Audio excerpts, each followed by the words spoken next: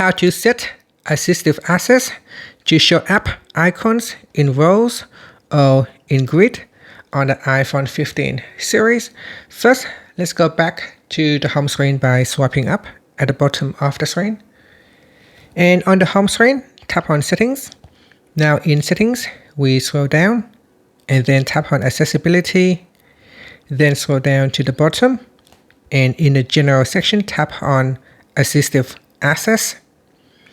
Then we scroll down, and in the Options section, tap on Rows or Grid. If you select Grid, then your app icons will display in a grid format.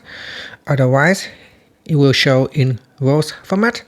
So this is what it looks like when you select rows. So I'm going to start Assistive Access, print my passcode, and now app icons will appear in rows. Now we set it to grid and start.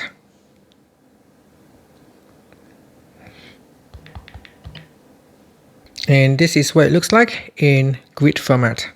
And that's it. Thank you for watching this video. Please like and subscribe to my channel for more videos.